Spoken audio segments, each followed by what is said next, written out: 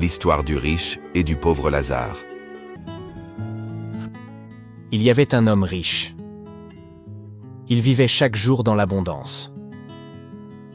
Son vêtement était fait de pourpre, symbole de pouvoir, et de lin fin, très coûteux. Sa maison était toujours remplie de musique, de rires et de fêtes. Chaque soir, il organisait de grands banquets où la nourriture ne manquait jamais. Les coupes d'or circulaient. Je ne fais que profiter de la vie. Après tout, nous n'avons qu'une seule vie, n'est-ce pas? Tes repas sont les meilleurs de toute la vie. J'adore comment tu nous accueilles chaque jour. Franchement, cet homme est bon. Il est riche et beau.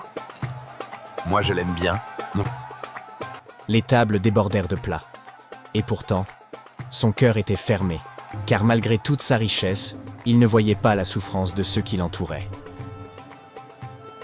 Je suis riche et je ne traite qu'avec les personnes propres.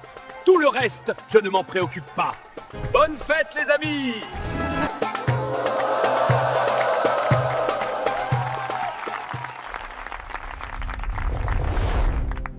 Et devant sa porte se trouvait un pauvre.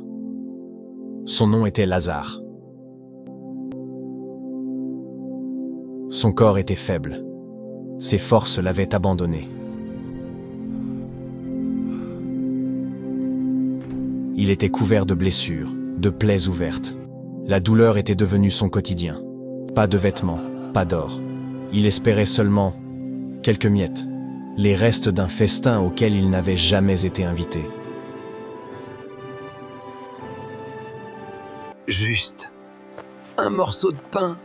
Juste un peu, s'il vous plaît. Avancez, ne vous arrêtez pas.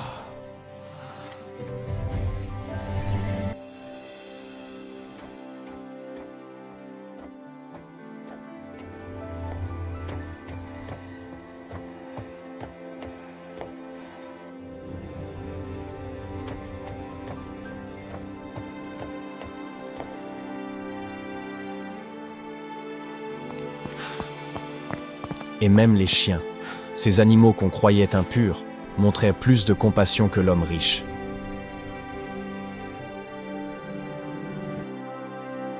Même toi, tu me vois.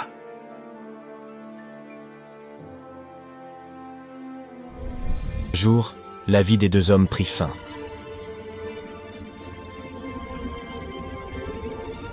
Lazare, lui qui n'avait rien sur la terre, fut porté par les anges dans un lieu de repos et de paix.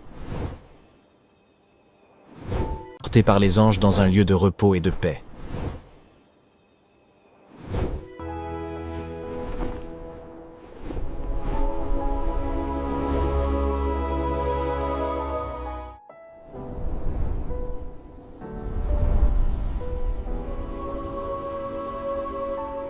Mais le riche, un lieu où la soif ne s'éteint jamais.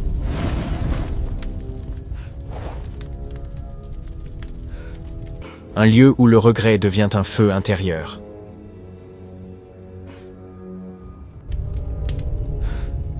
Alors, levant les yeux, il vit au loin Lazare, apaisé, consolé.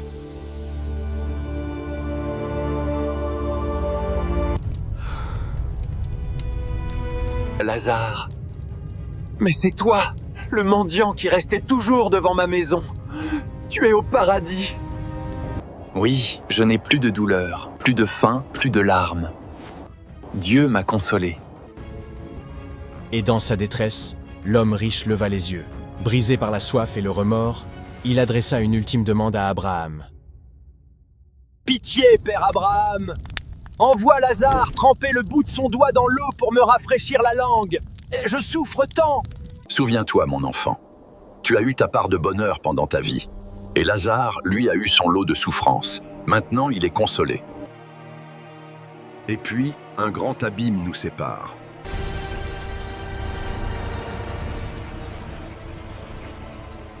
Personne ne peut passer d'ici vers là, ni de là vers ici. Ce qui est fait, est fait.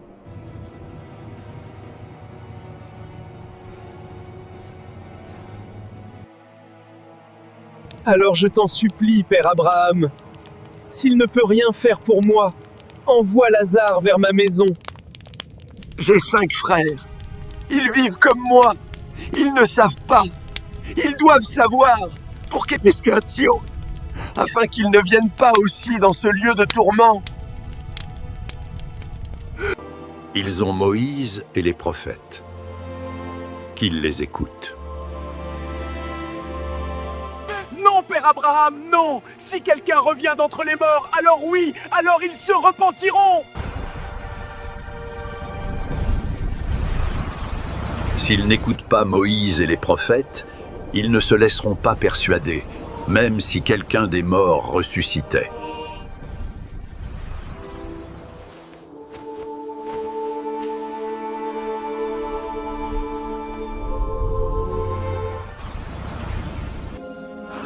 Alors, maître, la richesse est-elle un péché? Non, la richesse n'est pas un péché, mais elle devient un piège quand elle ferme ton cœur. Ce n'est pas l'or qui condamne l'homme, c'est ce qu'il choisit d'en faire. Le Seigneur Jésus raconta cette histoire pour ouvrir nos yeux, pour nous rappeler que la vie ne se résume pas à ce que nous possédons, mais à ce que nous partageons.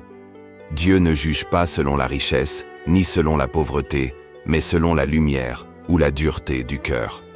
La richesse n'est pas un mal, mais elle devient une chaîne quand elle étouffe la compassion. La pauvreté n'est pas une honte, mais elle devient une épreuve qui révèle la foi. Chaque jour, Dieu place devant nous des Lazare, des cœurs blessés, des vies brisées, des mains tendues. Et souvent, nous passons devant, comme si de rien n'était. Mais dans le silence de l'éternité, les rôles se renverseront. Ceux qui ont fermé leurs mains verront que la grâce s'est éloignée d'eux. Jésus nous appelle à vivre autrement, à aimer plus que nous accumulons, à donner plus que nous gardons, à regarder chaque être humain comme un frère. Car la vraie richesse n'est pas dans l'or, ni dans la fête, ni dans la puissance. Elle est dans un cœur libre, humble et compatissant. Celui qui ouvre son cœur à la souffrance des autres ouvre la porte du ciel pour lui-même.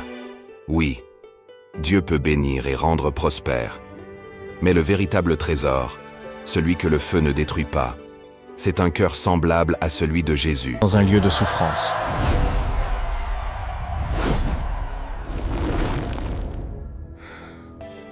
Un cœur qui voit, un cœur qui comprend, un cœur qui aime.